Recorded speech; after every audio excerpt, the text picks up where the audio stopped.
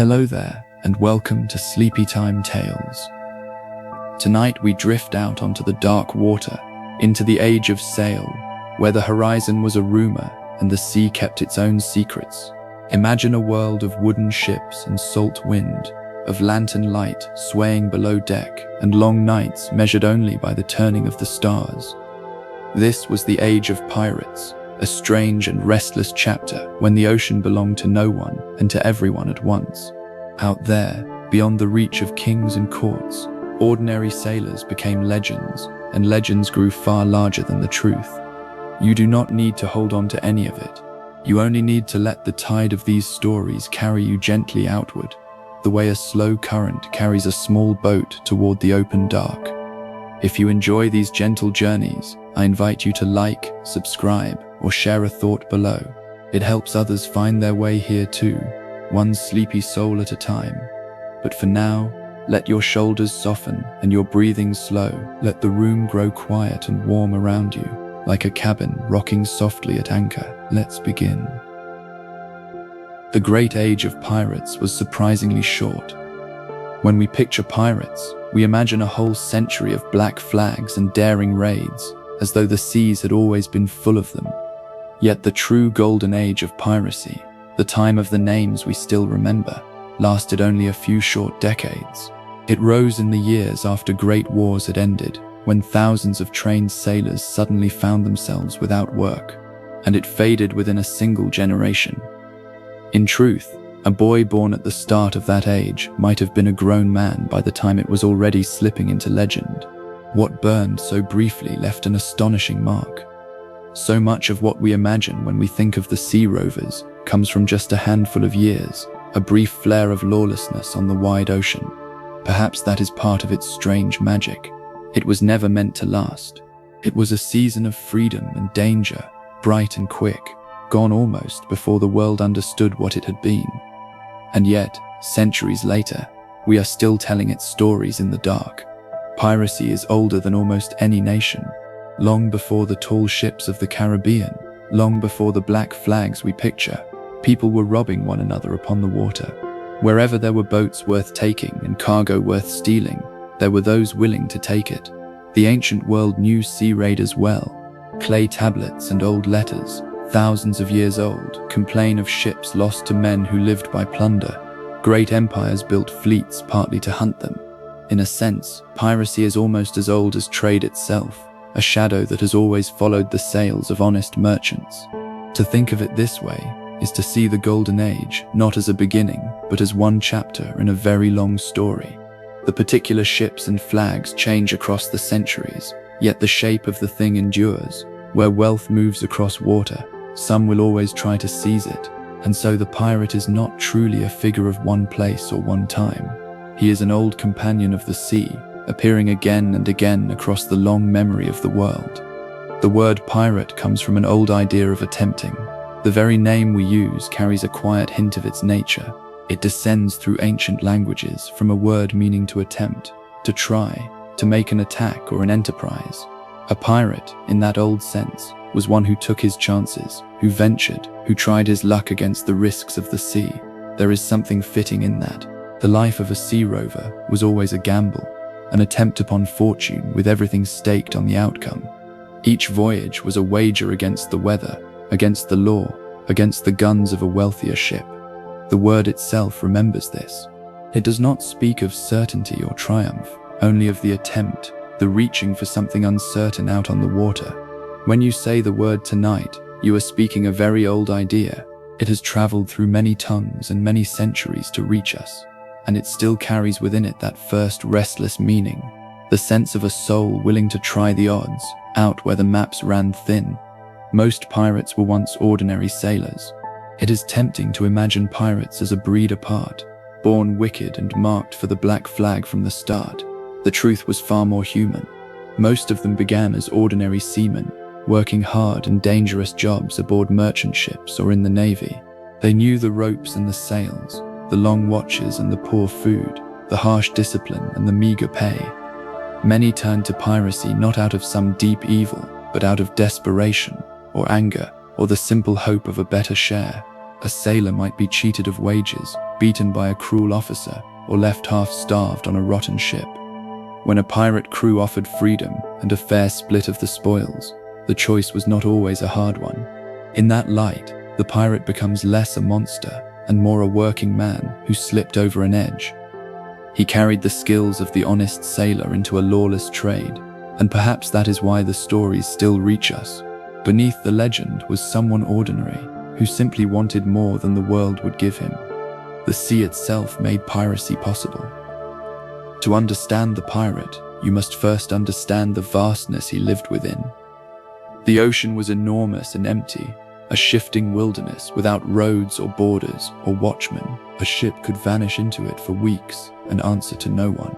There were no fixed patrols across most of the water, no swift way to send word of a crime, no easy means to chase a fleeing sail across the curve of the world. This great emptiness was the pirate's true home and shelter. It hid him, fed his boldness, and swallowed the evidence of his deeds. On land, a thief might be hunted down within days. At sea, a single ship could disappear beyond the horizon and simply cease to exist for those who sought it. The ocean asked no questions and kept its silence. That is the deep secret behind the whole age of piracy. It was not only a matter of daring men and fast ships. It was a matter of a world so wide and so poorly watched that lawlessness could flourish in its empty spaces, far from any harbor light. A pirate's real enemy was often boredom. The stories give us endless action, one raid and battle after another, as though the pirate life were a constant storm of excitement. The reality held far more waiting. Days and weeks could pass with nothing but water in every direction, the same faces, the same tasks, the same slow rocking of the ship. Prizes were not found every day. A crew might sail for a long while and see nothing worth taking. In that emptiness, boredom pressed hard upon men who lived close together with little to do. They gambled and told stories, sang and argued, invented games and quarrels to fill the hours. Idle time bred both mischief and misery, and many crews made careful rules to keep the peace when there was nothing else to occupy them. It is a quieter truth than the legend, but a truer one. Much of a pirate's life was not thrilling at all. It was long stretches of dull, uncomfortable waiting, broken now and then by sudden danger. Between the rare, bright flashes of action lay an ocean of patience, wide and grey and slow. Piracy flourished wherever empires grew rich. The pirate was, in a strange way, the child of prosperity. He appeared most fiercely wherever great wealth was moving across the sea. As empires reached across the world and filled their ships with silver, sugar, spices, and gold, they laid a glittering temptation upon the water. Every heavy merchant vessel was a floating storehouse, slow and valuable, and often poorly defended. Where such riches flowed, the sea rovers were sure to gather. This is why certain waters became notorious in their day. They lay along the great trade routes, at the crossroads where the treasure of nations passed by. The very success of the empires created the opportunity. Their wealth was their weakness, spread thin across long and lonely voyages.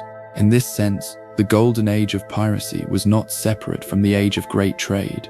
It was its shadow, its dark companion, feeding on the same rivers of commerce that made kings rich. Wherever the world's goods moved in quantity across open water, someone was always waiting, patient and hungry, to take a share by force. The Caribbean became a pirate's paradise, almost by accident. The warm islands of the Caribbean seem made for the pirate legend, and in a way they were, though not by any design. Several things happened to meet there at once. Great fleets carried treasure through those waters on their way home to distant kings. The region was scattered with countless islands, coves, and hidden channels, perfect for lurking and hiding. Rival empires quarreled over the same seas, leaving gaps in the law that bold men could slip through. And there were rough harbor towns where stolen goods could be quietly sold and where few questions were asked. All of this came together to make the Caribbean a haven. It offered rich targets, easy hiding places, and a tangle of competing powers too busy fighting one another to fully police the water. A pirate could strike, then vanish among the maze of islands, then reappear far away. It was less a paradise of leisure than of opportunity. The place gave the sea rover everything he needed: treasure to steal and 1,000 shadows to melt into afterward, all beneath a bright and unsuspecting sky. Pirates rarely wanted the biggest ship. They wanted the fastest. There is a common picture of pirates commanding huge and towering warships, bristling with guns. In truth, most preferred something smaller and quicker. Speed and handling mattered far more to them than size. A pirate's whole trade depended on two kinds of chase. He had to catch the vessels he hunted, and he had to escape the ones that hunted him. A lighter, nimbler ship could dart in upon a fat merchant, then slip away before a heavy warship could ever draw near. A great lumbering vessel might carry more cannon, but it was slow to turn and slow to flee. For men whose survival often lay in a swift retreat, that was a fatal weakness. So the ideal pirate ship was lean and fast, able to run down its prey and outrun its enemies. This tells us something about how they truly lived. They were not conquerors seeking open battle. They were raiders, relying on surprise and swiftness, striking quickly and then disappearing across the water before the world could gather itself to answer. A captured ship was often better than the one you had. Pirates did not usually build their vessels, they took them, and so a cruise ship was rarely a fixed home, but something they might trade up whenever fortune allowed. If they seized a prize that sailed better than their own, they would often simply move aboard the new one and let the old go. In this way, a modest band might, over time, come to command a fine and dangerous vessel entirely through theft. They would alter their captures to suit their needs, cutting new gun ports, clearing space, changing the rigging to gain speed.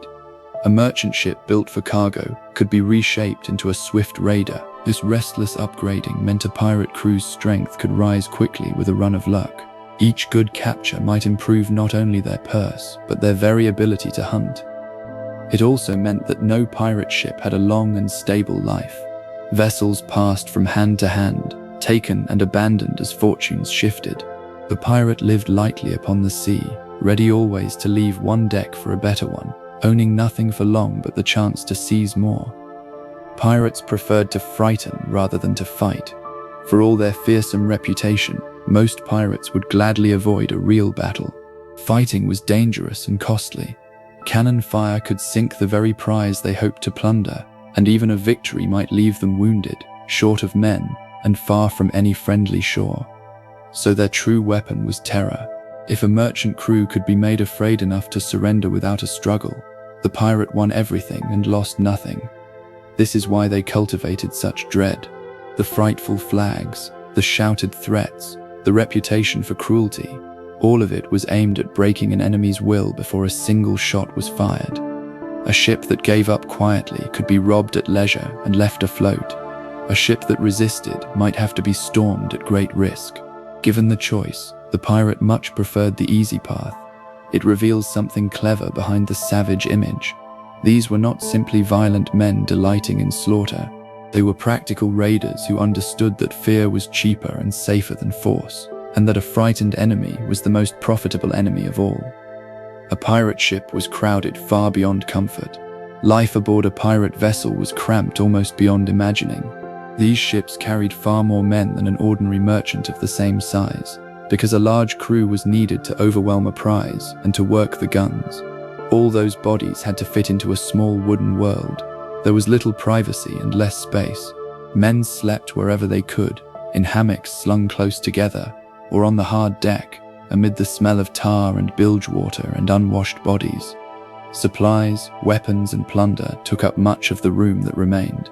In heat or storm, the closeness became oppressive, the air thick and stale below deck. Sickness could spread quickly through such crowded quarters. This crowding was not carelessness, but strategy. Numbers gave the pirates their strength, letting them swarm a target and man their weapons. Yet the price was a hard and airless life, packed together for weeks on end. When we picture the freedom of the pirate, it is worth remembering this narrow reality. A whole restless company squeezed into a rocking shell of timber, far out upon the lonely sea. The open ocean had no maps a pirate could fully trust. To sail the deep water in those days was to venture into great uncertainty. The charts of the age were often incomplete, mistaken, or simply blank across wide stretches of the world. Coastlines were drawn from guesswork, distances misjudged, hidden reefs left unmarked. A captain could not simply consult a reliable map and know his way. He relied instead on hard experience, on the memory of those who had sailed a coast before, and on careful watching of the sea and sky. Every voyage carried the risk of running upon unseen rocks or missing a harbor entirely. This made skilled navigators precious beyond gold. A man who truly knew the currents, the winds, and the shape of distant shores was worth more to a crew than any fighter. It also lent the whole enterprise a quality of exploration.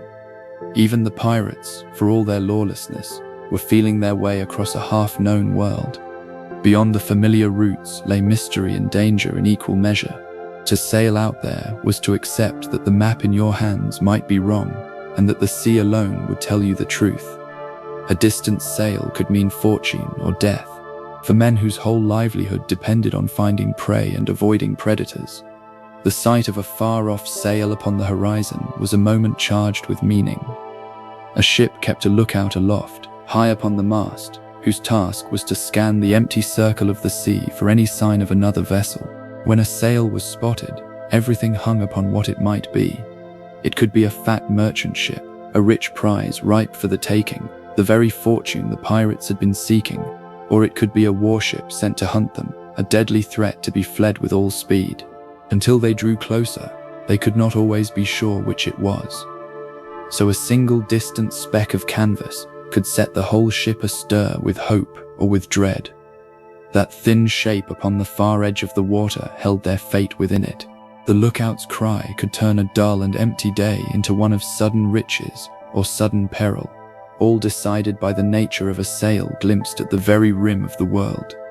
Careening a ship was dirty and vital work. Beneath the waterline, a wooden ship faced a slow and constant enemy. Weeds grew thick upon the hull, and small creatures bored into the timber, dragging at the vessel and eating away its strength. Left untended, this growth would slow a ship badly and could ruin it entirely. So from time to time the crew had to careen their vessel. They would run it up onto a quiet beach, heel it over on its side, and set to the filthy labor of scraping the hull clean. It was hard, exhausting, foul-smelling work, done in the heat, with the ship helpless and exposed. Yet it was utterly necessary, especially for pirates, whose lives depended on staying swift. A fouled hull meant a slow ship, and a slow ship meant a caught pirate. This need shaped their movements. They sought out hidden coves where they could careen in safety, far from prying eyes and enemy sails. For all the romance of the Black Flag, much of the pirates' survival rested on this unglamorous chore, kneeling in the muck on some lonely shore, keeping the ship clean enough to run. Wind decided everything. In the age of sail, the wind was master of all. It set the pace of every voyage, opened some paths and closed others, and could turn a swift raider into a helpless drifting shell. A pirate might spot a rich prize on the horizon, and yet be unable to reach it if the wind refused to serve. A chase could stretch for hours or days, the two ships creeping across the water, each straining for any breath of air that might give an edge. When the wind died away entirely, ships lay becalmed, sails hanging slack, going nowhere at all. When it rose to a gale, it could scatter fleets and dash vessels upon the rocks. Everything the sailors did was bound to this unseen force. They read the clouds and the water for its moods, adjusted their sails to catch its favor, and prayed it would hold. To live upon the sea in those years was to live in constant conversation with the wind, coaxing and following it, forever at the mercy of a power no man could command, only understand. Pirates knew the coastlines better than any admiral. The great navies had their charts and their discipline, but the pirates had something harder to match, an intimate and personal knowledge of the wild edges of the sea. They lived among the hidden coves and lonely inlets, the shallow channels and secret anchorages that no proud warship bothered to learn. This knowledge was their armor.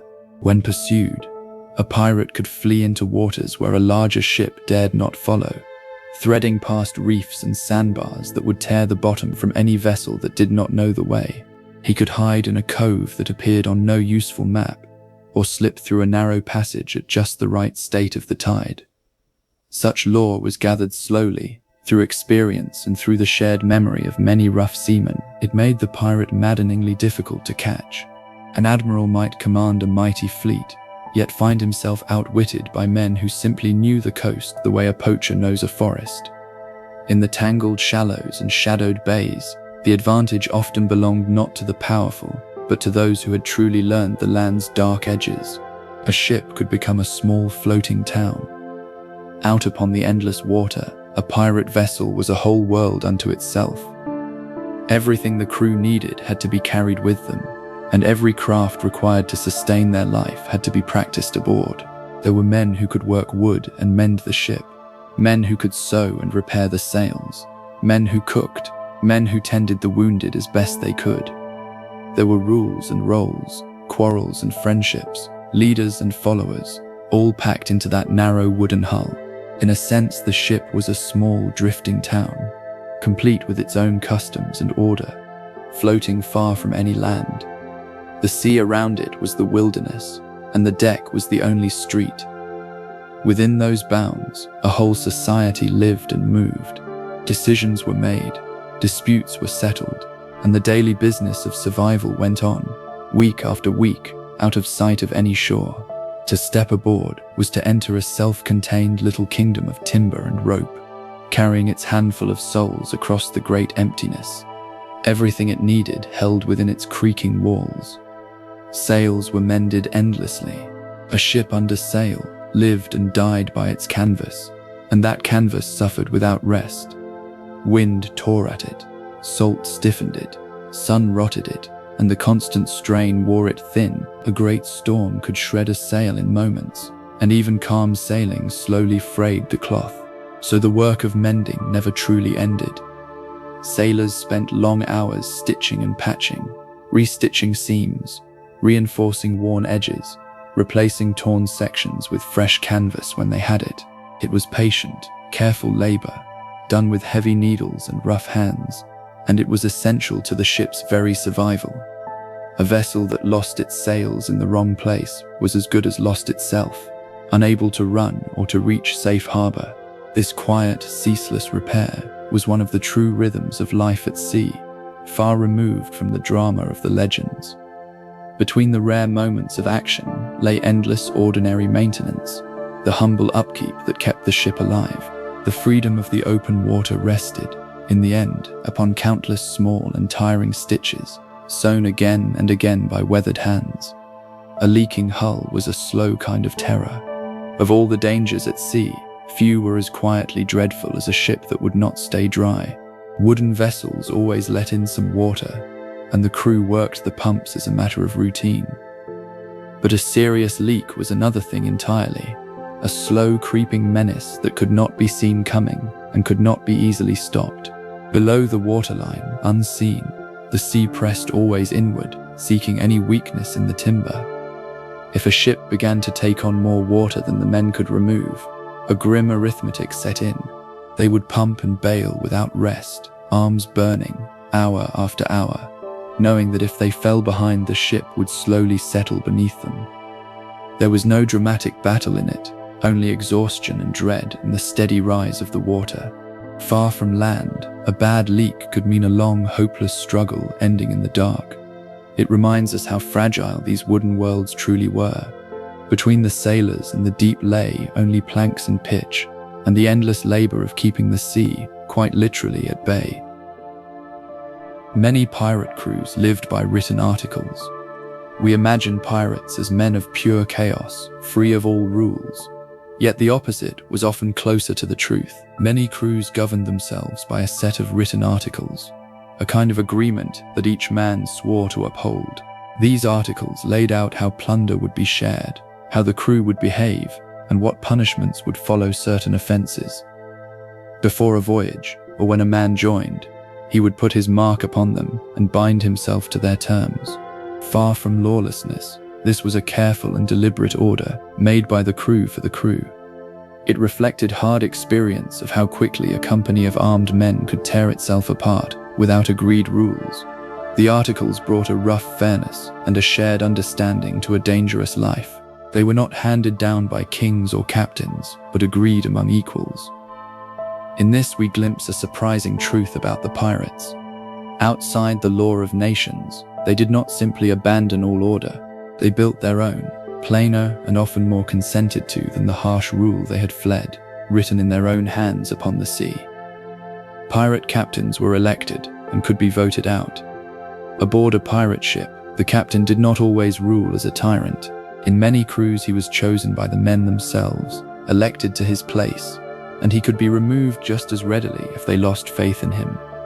His authority was greatest in the heat of battle or in moments of sudden danger when swift, single command was needed. At other times his power was checked, and important matters might be decided by the whole company. This was a startling arrangement for its age, a rough kind of democracy upon the water, in a world otherwise ruled by kings and lords and rigid rank. The men gave their loyalty in exchange for fair leadership and a share of the spoils, and they withdrew it if they were ill-used. A captain who grew cruel, cowardly, or unlucky might find himself cast down and another raised in his place. There is something remarkable in this. Among men branded as outlaws and criminals, there flourished a spirit of consent and shared choice that the respectable world of the time would scarcely have tolerated. A small, strange freedom, born far from any throne. Plunder was shared by strict rules. When a prize was taken, the dividing of the spoils was no free scramble, but a matter of careful and settled custom. The articles of the crew usually set out exactly how the plunder would be split, and the shares followed clear rules that all had agreed upon. The captain and certain officers might receive a somewhat larger portion, but the difference was often modest compared to the vast gulfs of a naval ship or a merchant company. The ordinary men each took their agreed part, and the arrangement was widely understood before any treasure was ever seen. This fairness was one of piracy's great attractions. On honest ships, the profits flowed mostly to distant owners and officers, while common sailors received little. Among the pirates, every man shared more directly in what was won. It bred a fierce loyalty, for each knew the fruits of the danger would be divided by known and consented rules, rather than swallowed up by those above him. In the sharing of the spoils, more than anywhere, the pirates' strange code of rough equality showed itself most plainly. Out beyond the reach of ordinary law, pirates had a form of injury compensation. It is one of the more surprising truths of the pirate world. Many crews set aside a portion of their spoils to pay men who were maimed in the course of their work. The articles often listed set amounts for particular injuries, so much for the loss of a hand, more for a leg, more still for an eye, or for greater harm. A man crippled in battle would not simply be cast aside, but would receive his agreed compensation from the common fund before the rest was divided. In an age when ordinary workers, on land or sea, could expect little mercy if injury left them unable to labor, this was a remarkable provision. It offered a measure of security in a life full of terrible risk. It also bound the men more tightly together, for each knew that if the worst befell him, the crew's own rules would not abandon him entirely. Here again we find the pirates, so often painted as heartless brutes, quietly practicing a rough care for their own. Beneath the black flag lay a hard but real fellowship, one that did not forget the men broken in its service. The quartermaster held surprising power. Aboard many pirate ships, the captain was not the only great authority. Beside him stood the quartermaster, an officer chosen by the crew who held remarkable power of his own. Where the captain led in battle and chase, the quartermaster looked after the daily order of the ship and the interests of the men.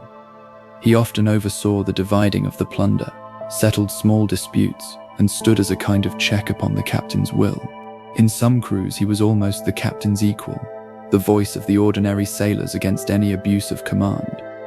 This division of power was a clever thing. It kept any single man from ruling too harshly, and it gave the crew a trusted figure to guard their rights. When a new prize ship was taken and a portion of the men sent aboard her, it was frequently the quartermaster who took command of the new vessel. His importance shows once more how deliberately the pirates arranged their little world. They did not merely follow one leader blindly, they balanced power between two, so that the freedom they prized would not be lost to the ambition of a single hand. Disputes were settled ashore, not aboard, living packed together in a small ship, armed and often idle. Pirates could easily fall to quarreling, and a serious fight aboard was a grave danger. A brawl on a crowded deck could injure many, damage the vessel, and split the crew at the worst moment. So many companies made a firm rule: quarrels that could not be talked out were not to be settled at sea, but carried to land. When the ship next reached a suitable shore, the two men would go off to have it out between them, according to agreed terms, away from the crowded deck and the delicate balance of the ship. This kept the dangerous heat of anger from endangering the whole company while they were vulnerable upon the water. It was a practical wisdom born of hard necessity. The ship had to hold together, and personal grudges could not be allowed to tear it apart in the middle of the ocean. So the men carried their anger patiently to the beach, and there let it burn out on solid ground, so that the fragile piece of the ship might be preserved out on the open sea.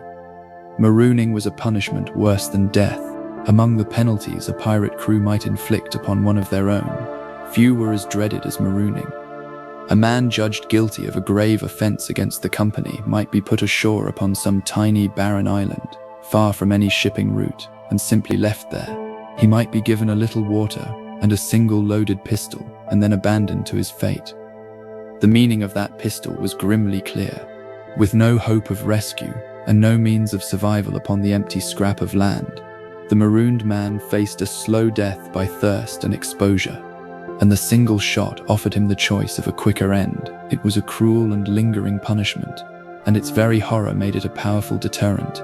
To be cast away alone upon a desert island was a fate that haunted the imagination of every sailor.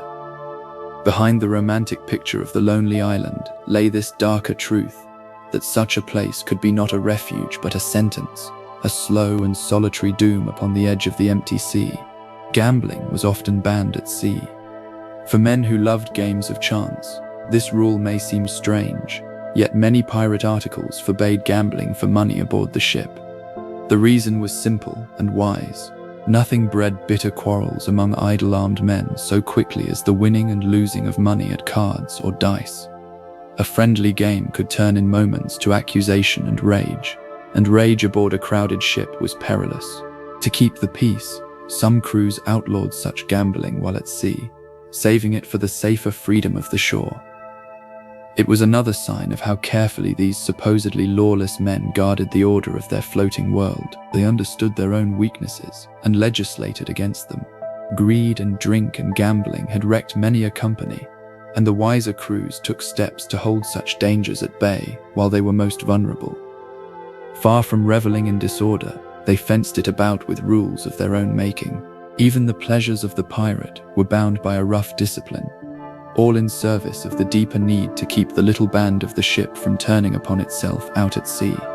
Pirates enforced silence about lights and fire. Fire was the sailor's great and constant dread.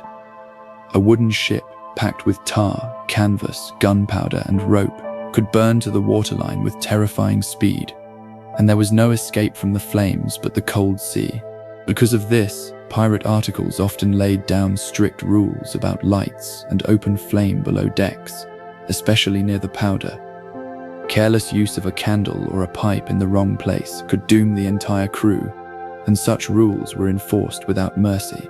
Beyond the danger of fire, there was another reason for keeping lights hidden. A glow in the dark could betray a ship's position to an enemy or to a hunted prey. A raider hoping to creep unseen through the night wanted no lantern shining out across the water, so silence and darkness became tools of survival, both against the terror of fire and against the eyes of others. In these small, careful rules, we see again how precarious their lives truly were. A single flame, a single careless moment could end everything, and so even the smallest light was watched and governed with great care. A pirate ship could be a fairer place than a merchant one. It is a hard truth that many sailors found more justice under the black flag than under the honest one. On merchant and naval ships, common seamen were often treated harshly. Their pay was low and sometimes cheated from them. Their food was poor, and cruel officers could beat and abuse them with little fear of consequence. The gap between the powerful and the powerless aboard such vessels was wide and pitiless. On many pirate ships, by contrast, the men shared the spoils by agreed rules, chose their own leaders, and could remove a captain who abused them. The plunder was divided more evenly, and each man had a voice in the crew's affairs. For a sailor who had suffered under the lash and the cheating purser, this was a powerful lure. It helps explain why so many willingly crossed over. They were not always drawn by greed alone, but by the promise of fairer treatment and a share in their own fate. That such rough justice bloomed among outlaws, while cruelty ruled the lawful ships, is one of the quiet ironies of the age of sail. Many turned pirate to escape brutal navy life. The great navies of the age were built partly on suffering. Discipline aboard a warship could be savage, with floggings and other cruel punishments for small offenses. The food was often wretched, disease spread easily, and many men had not even chosen to be there, having been seized and forced into service against their will. For such sailors, life was a kind of harsh imprisonment upon the water, with poor pay and little hope of escape. When the chance came to slip away into piracy, it was, for some, a flight toward freedom rather than a fall into crime. The pirate life was dangerous and lawless, but it offered what the Navy denied: a fairer share, a voice in one's own fate, and release from the lash. Some crews were formed almost entirely of men who had fled such conditions, carrying their bitterness with them. This casts the whole matter in a softer light. Not every pirate was a villain by nature. Many were simply men who had endured too much and chose the risks of the black flag over the certain misery they had known aboard the ships of kings. Loyalty was bought with fairness, not fear. A pirate captain could not rule by terror alone, for his men were armed, and they had chosen him, and they could unmake him. His hold upon them rested instead upon a rougher and more mutual thing. If he led them to good prizes and shared the spoils by agreed rules, if he treated them with rough fairness and courage, they followed him gladly. If he grew greedy, cruel, or reckless with their lives, their loyalty drained away, and his command with it. This was a very different bond from the forced obedience of the Navy. It had to be earned again and again, and it could be lost. In a strange way, it made some pirate captains better leaders than the officers of lawful ships, for they could not simply command, they had to persuade and prove themselves. The freedom of the crew was also its discipline, for a leader who failed them faced not a court but a mutiny. Out of this delicate balance came a peculiar kind of order, held together not by the whip, but by the shared interest of desperate men who had agreed for a time to trust one another upon the sea. Some crews welcomed men of every background. The world of the age was rigidly divided by rank and nation and the cruel bonds of servitude. Yet the pirate ship, that little floating outlaw world, was sometimes far more open. A crew might include men from many nations and many walks of life, thrown together by chance and bound by common purpose. Among them could be found sailors who had escaped bondage, men who on land would have been owned as property, but who aboard the ship might share in the plunder and the vote alongside the rest. This was by no means true of every crew, and the pirates were no saints, but the black flag could offer a startling measure of freedom to those the lawful world despised. Need and danger made strange equals. When survival depended on every hand, a man's worth was measured by his skill and courage rather than his birth. This rough fellowship, imperfect as it was, stands as one of the more remarkable features of the pirate world. In the shadow of so much cruelty, there flickered aboard some ships a fragile, unexpected kind of brotherhood, gathered from every corner of a divided world. The Jolly Roger was a tool of psychology. The famous black flag was far more than mere decoration. It was a weapon aimed at the mind. When a merchant crew saw that dark banner rise against the sky, they understood at once who was coming and what it meant. The flag announced the pirates and their fearsome reputation, and it offered a silent choice: surrender now, and you may be spared. Resist, and face the consequences. This was terror put to practical use. A ship frightened into quick surrender could be taken without a costly battle, sparing the pirates both danger and the risk of sinking a valuable prize. So the flag did real work, breaking an enemy's courage before any weapon was raised. Its very familiarity was its power. It carried the weight of every fearful story ever told about the sea rovers, and it laid that weight upon the hearts of those it flew against. The black flag was, in truth, a kind of dark advertisement, a signal of dread designed to make men give up without a fight. In its shadow, fear did the work that cannon might otherwise have done. Not every pirate flag showed a skull. The grinning skull and crossbones is fixed in our imagination as the one true pirate flag. Yet the reality was far more varied. Different captains flew different designs, each a personal emblem of dread. Some bore skeletons, whole figures of death rather than a single skull. Others displayed hourglasses, warning that the time of the doomed was running short. There were flags with spears, with hearts pierced or bleeding, with raised weapons, with strange and grim little scenes meant to unsettle the viewer. Each captain crafted his own mark, a signature of terror recognizable upon the water. The famous skull was but one image among many in this dark heraldry. What united them was purpose, not pattern. Every design aimed to frighten, to speak of death and merciless intent, to break the will of those who saw it. In this variety we glimpse the pirates as individuals, each cultivating his own fearsome name and symbol. The flag was a kind of message written for enemies, and different men wrote it in different hands, all spelling out the same grim promise, that the ship beneath it was not to be defied. A red flag meant no mercy. Among all the dark signals a pirate might fly, one was more terrible than the black. It was the red flag, where the black banner offered a grim choice, a chance to surrender and be spared. The red flag offered nothing at all. It was a declaration that no quarter would be given, that all aboard the target might be killed regardless of surrender. When a pirate raised the red instead of the black, he was announcing his rage and his intent to show no mercy. It was often flown when an enemy had already refused to yield or to punish resistance, turning a robbery into something far grimmer. The color of blood carried its plain and dreadful meaning across the water. To see it rise was to know that the time for bargaining had passed. This too was part of the pirates' dark craft of fear. The black flag frightened men into surrender, but the red flag warned of what awaited those who did not. Between the two banners lay the whole cruel logic of terror, offering mercy to the yielding and death to the defiant, all spelled out in cloth against the sky. Reputation could win a battle before it began. For a pirate, a fearsome name was worth more than an extra cannon. A captain known for both his ferocity and, strangely, his mercy to those who surrendered, held a powerful advantage. Merchant crews who had heard the stories often gave up at once rather than risk the wrath of a dreaded raider. In this way, a pirate's reputation did much of his fighting for him. The most cunning understood this and worked to shape their own legends, letting tales of their deeds spread from port to port.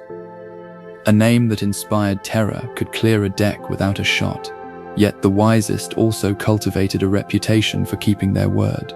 If it was known that those who yielded were spared, then surrender became the sensible choice and resistance the folly.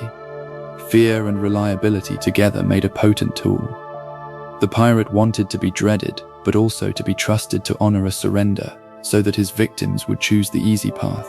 In the end, the most successful raiders fought fewer battles, precisely because their names had grown so large. The story went ahead of the ship, and often the story alone was enough. Pirates cultivated their own legends. The great pirates understood something that modern minds know well. A powerful story is a powerful weapon. Many did not merely commit their deeds and let others speak of them. They actively shaped the tales told about themselves, encouraging the spread of frightful rumors and dramatic images. They knew that a terrifying reputation made their work easier, frightening prey into surrender and enemies into caution. So they performed their menace, crafting a theatrical dread around their names. The wildness of their appearance, the boldness of their threats, the stories deliberately allowed to spread. all served this purpose. In a sense, the pirate legend was partly the pirates' own creation, a mask of terror they wore and polished for practical ends. This makes the line between the true history and the myth especially hard to trace. For the men themselves were myth makers. They wanted to be feared, and so they helped to build the very stories we still tell. Some of the exaggeration that reaches us tonight began not with later writers, but with the pirates themselves, spinning their own dark legends across the harbors of the world. Blackbeard turned himself into a living nightmare. Of all the pirates who understood the power of terror, none performed it more fully than the man remembered as Blackbeard. He built his whole fearsome image with great care. His thick, dark beard, from which he took his name, was allowed to grow long and wild, and it was said he would twist it into braids. Most striking of all, before a fight he was said to place slow-burning matches beneath his hat, so that smoke curled about his face and wreathed his head in a hellish haze. To those who beheld him, wild-eyed and smoking, hung about with weapons, he must have seemed less a man than a demon risen from the deep. This was terror crafted deliberately, a performance meant to shatter the courage of any who faced him. And it worked. His very appearance won him surrenders that spared him the cost of battle. Behind the monstrous show, he was a shrewd and calculating man who knew exactly what he was doing. He had made himself into a living nightmare, and he wore that nightmare like armor, letting his fearsome face do much of the fighting for him. Fear was cheaper than gunpowder. If there is a single thread running through the pirate's craft, it is this. Terror cost less than battle. Every cannon fired, every man wounded, every prize sunk in a fight was a loss, sometimes a ruinous one. But fear was nearly free, and it could win the same reward without the danger. This is why the pirates poured such effort into their fearsome flags, their dreadful reputations, their theatrical menace. They were, in a sense, waging psychological warfare, seeking always to break the enemy's will rather than his body. A merchant crew paralyzed by dread would hand over everything and cost the pirates nothing. A crew that fought might cost them dearly, even in victory. So the whole apparatus of terror was, at heart, a matter of hard economy. The pirates were practical men, and fear was their most efficient tool. It reveals a shrewdness beneath the savagery. They frightened not merely for the pleasure of it, but because a frightened enemy was a profitable enemy, taken whole and undamaged. In the cold accounting of the sea, a well-earned reputation for terror was worth more than a hold full of powder and shot. A surrendering ship was worth more than a sunken one. The pirate did not truly wish to destroy the ships he hunted. He wished to rob them. A vessel sent to the bottom by cannon fire took all its riches down with it, a total loss to the very men who had attacked it. What the pirates wanted was surrender, a ship yielded whole, its cargo intact, its crew subdued rather than slaughtered. Only then could the plunder be taken at leisure. This simple truth shaped their entire way of fighting. It was why they leaned so heavily on fear, hoping to win the prize without firing the guns that might sink it. A battle was a last resort, risky and wasteful, threatening to destroy the very treasure they sought. The ideal capture was a bloodless one, the target frightened into giving up, its wealth passing safely into pirate hands. In this light, all the terror and menace served a careful purpose. The pirates were not seeking carnage but profit, and profit lay in the whole ship, not the wreck. Their dark theater of fear was aimed, in the end, at taking the prize alive, so that its riches might be enjoyed rather than drowned. The cutlass was the pirate's favored blade. Among the weapons a pirate carried, none suited his work so well as the cutlass, a short, heavy, curved sword. Its shortness was a virtue in the cramped and crowded spaces of a ship, where a long blade would only catch and tangle. Aboard a vessel packed with rigging, rails, and low beams, a compact and sturdy sword could be swung and thrust in close quarters where longer weapons were useless. It was strong enough to serve as a rough tool as well as a weapon, able to hack through rope or wood at need. This practical blade became one of the enduring emblems of the pirate, and for good reason. It was made for exactly the kind of savage, close fighting that a boarding demanded. when men swarmed across from one deck to another, and the battle became a press of straining bodies. In the tight wooden world of the ship, the short curved sword was simply the right tool for the grim work, and so it found its way into the hand and into the legend of the sea rover alike. A pistol fired only once, so pirates carried several. The firearms of the age were slow and cumbersome things, and a pistol, once fired, took a long and fiddly while to reload, far too long for the fury of a boarding fight. A pirate could not pause in the middle of a swarming melee to recharge his weapon, so the answer was simply to carry more than one. A man going into a fight might bear several loaded pistols at once, slung about him upon cords or belts, ready to be drawn and fired in quick succession. When each was spent, he would let it hang and reach for the next, or fall back upon his blade.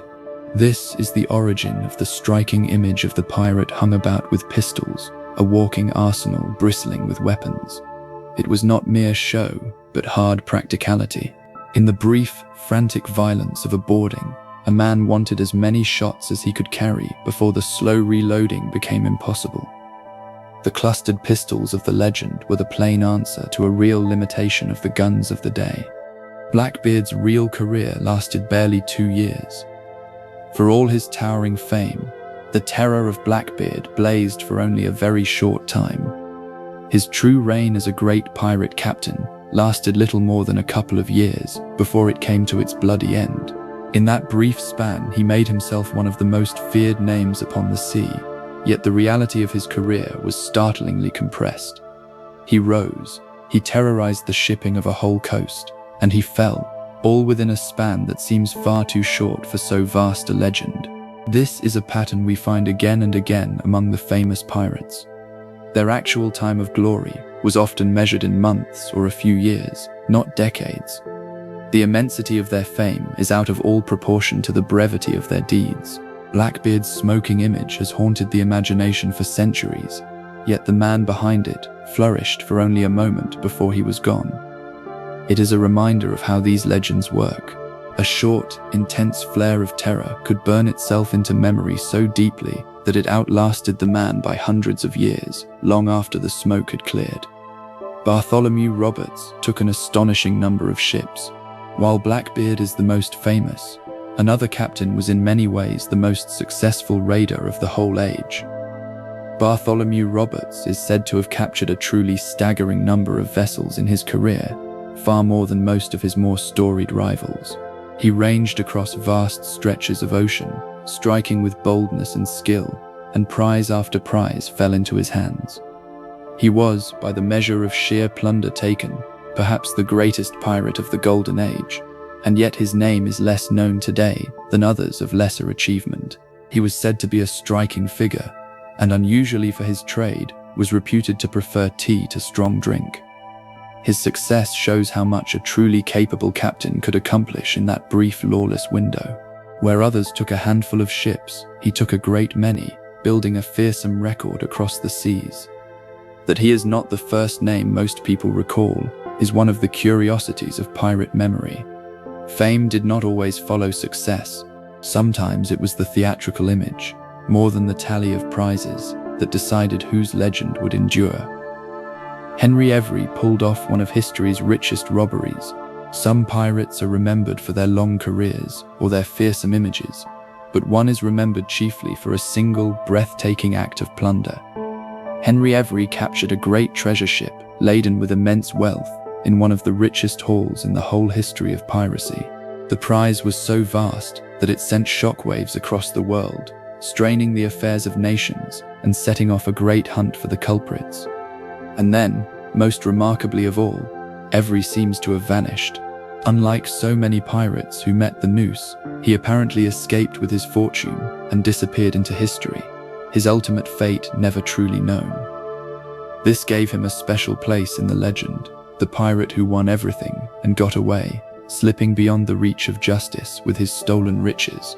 His story fired the imaginations of countless would-be sea rovers, offering the tantalizing dream of a single great score, followed by a clean escape. Whether he lived out his days in comfort or came to some unknown end, no one can say for certain. He sailed off the edge of the record, rich and free, into the realm of legend.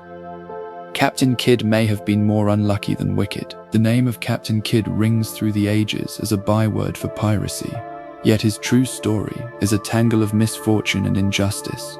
He began not as an outlaw, but as a respectable seaman, even commissioned to hunt pirates on behalf of powerful men. Somewhere in the course of that voyage, things went badly wrong, and he found himself accused of the very crimes he had been sent to suppress. Whether he was truly a villain or a man caught in circumstances beyond his control has been argued ever since. He was eventually captured, tried, and put to death, becoming one of the most infamous pirates in memory, though his actual deeds may have been far less than his fame suggests. His story became bound up with legends of buried treasure, which only grew his myth larger. In truth, he may have been more unlucky than wicked, a man abandoned by his backers and made a scapegoat when the politics turned against him. His famous name, so heavy with menace, rests upon a life that was perhaps more tragedy than triumph, more a tale of a man undone than of a monster unmasked. Calico Jack is remembered mostly for his flag and his crew. The pirate called Calico Jack, named for the bright cotton clothing he favored, was not among the most successful raiders of his age. His actual career was modest, and his deeds were overshadowed by many others. Yet his name endures, for two reasons that have little to do with his skill at plunder. The first is the flag attributed to him, a striking design of a skull above crossed cutlasses, which became one of the most recognizable of all pirate emblems, the very image many picture today. The second and more remarkable is the company he kept, for among his crew sailed two of the most famous women ever to take up the pirate life. It is largely through his association with them, and through that enduring flag, that his name has survived. He is a curious case, a pirate famous less for what he did than for the symbols and people around him. His legend was made by others, by a memorable banner, and by bold companions whose story eclipsed his own. In the strange lottery of fame, Calico Jack won a place in memory that his own exploits alone would never have earned him. Anne Bonny and Mary Red fought as fiercely as any man. Among the crew of Calico Jack sailed two women whose names have outlived nearly all their male companions. Anne Bonny and Mary Read broke every expectation of their age, taking up the hard and violent life of the pirate in a world that gave women almost no such freedom. They dressed and fought alongside the men, and by the accounts that survive, they did so with a fierceness that matched or surpassed their comrades. When their ship was at last taken, it was said that the two women fought on while many of the men had already given up or fallen. Their story has fascinated the world ever since, a rare and vivid glimpse of women seizing a role that the age reserved for men. How they came to that life, and what drove them to it, is a tale full of daring and disguise.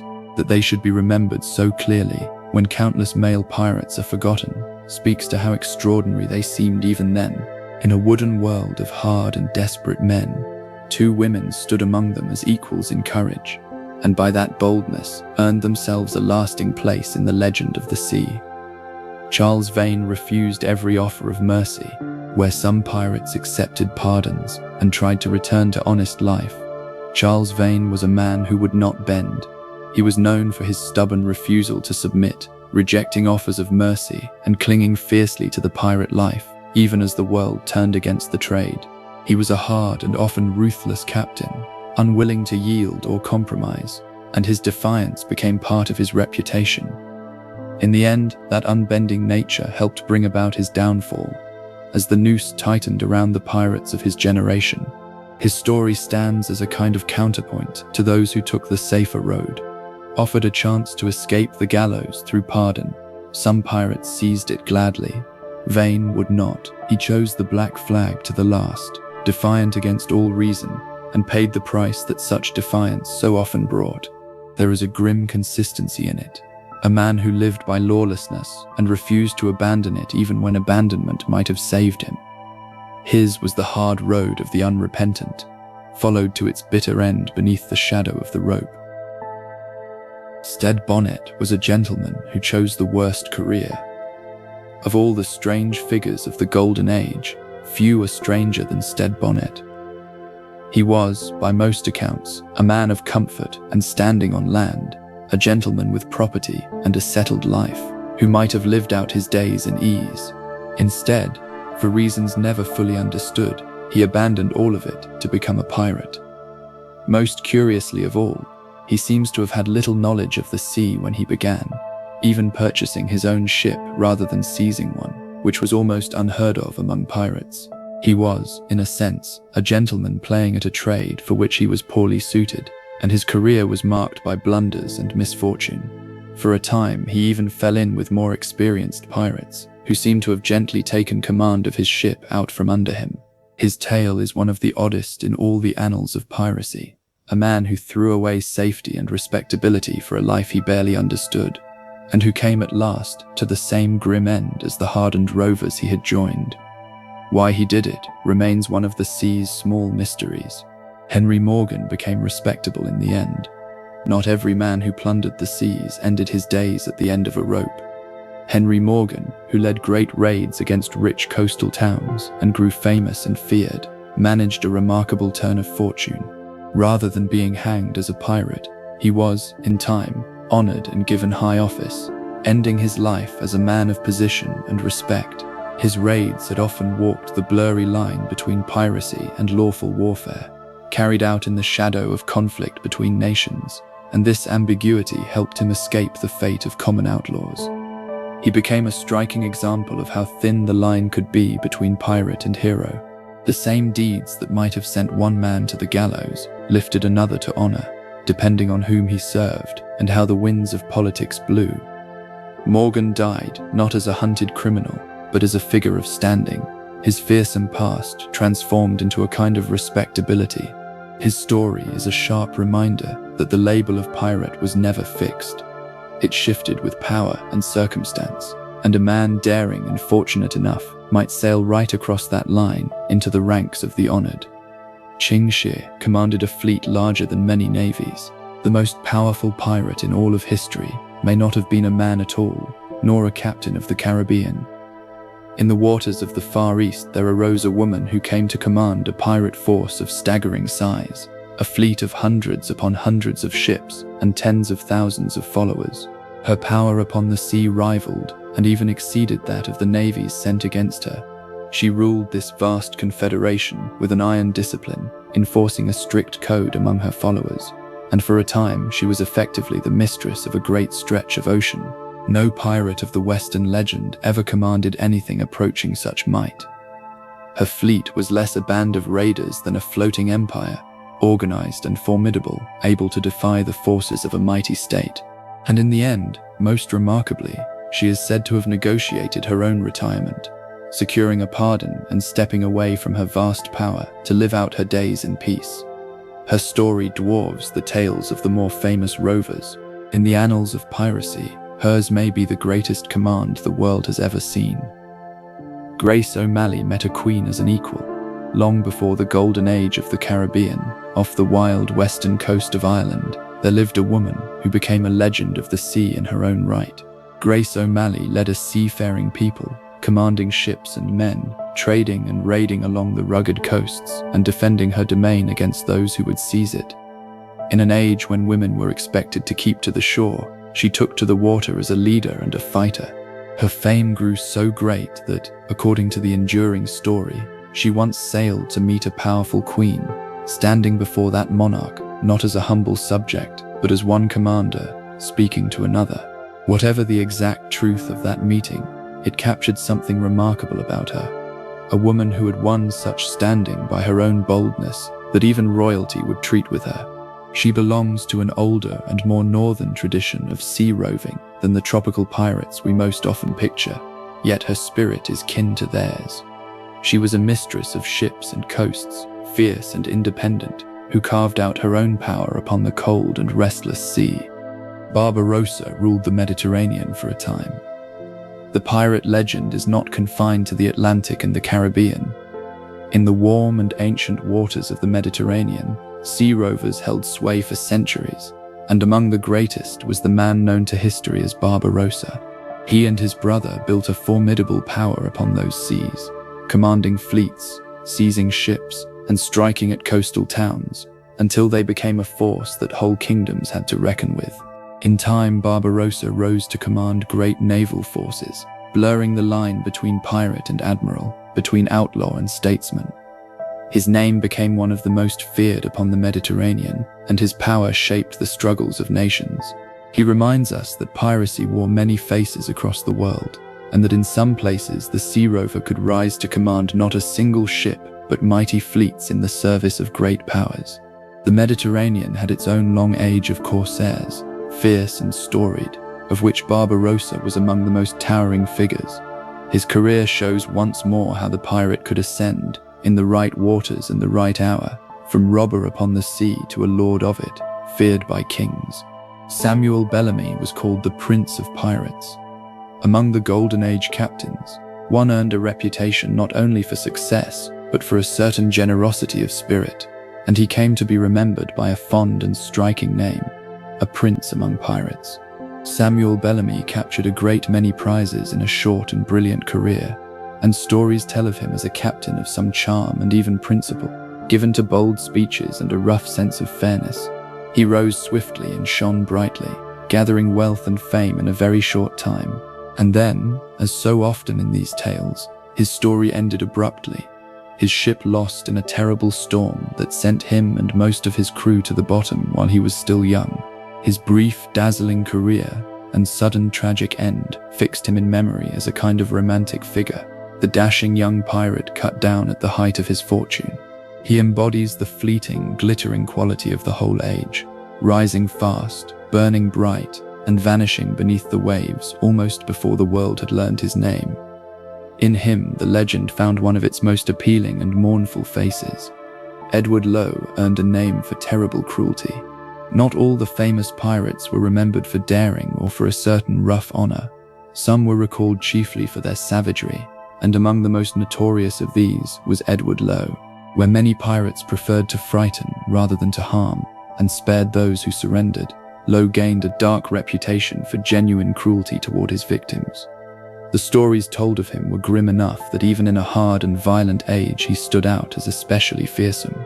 His career, like so many, was short, but the memory of his brutality lingered long. He serves as a reminder that the pirate world was not all rough fellowship and agreed articles. It held real monsters too, men in whom the lawlessness of the sea brought out a genuine and frightening cruelty. For every captain who kept his word and treated the surrendered with restraint, there were others who did not, and whose names became bywords for terror in earnest. Lowe was among those darker figures, a man whose legend rests not upon his skill or his freedom, but upon the fear and the suffering he left behind him in his wake upon the water. Buried treasure was almost never real. Perhaps no image is more bound to pirates than that of buried treasure, a great chest of gold hidden beneath the sand, marked upon a secret map, waiting to be dug up. Yet this beloved picture is very nearly a fiction. In truth, pirates almost never buried their wealth. The reason is simple. Their riches were not usually hoards of gold to be hidden away, but goods and coin to be spent, and spent quickly. A pirate who took a prize wanted to enjoy his share, not to bury it on some lonely island and hope to return. The famous idea of the treasure map and the buried chest comes far more from later stories than from real history. There are only the barest hints of any pirate ever truly burying treasure, and even those are wrapped in doubt. The great romance of digging for pirate gold is, for the most part, a beautiful invention. The real pirates lived hand to mouth, spending their plunder in the harbor towns almost as fast as they took it. The buried chest belongs not to history, but to legend, a lovely dream sifted from the sand of story rather than of any real shore. Most pirate loot was ordinary cargo. When we imagine pirate plunder, we picture chests overflowing with gold coins and jewels. The reality was usually far more mundane. Most of what pirates seized was ordinary trade goods, the everyday cargo of merchant ships. It might be cloth, sugar, tobacco, spices, timber, tools, food or drink, the practical wares that filled the holds of the vessels they hunted. Such goods were valuable, but not in the glittering way of legend. They had to be carried off, kept and sold, often through shady dealers in rough ports willing to buy without asking questions. Gold and silver were the great prizes, but they were rare compared to the common cargo that made up the bulk of most captures. This tells us much about the true business of piracy. It was less a treasure hunt than a kind of violent commerce, the seizing and reselling of ordinary goods.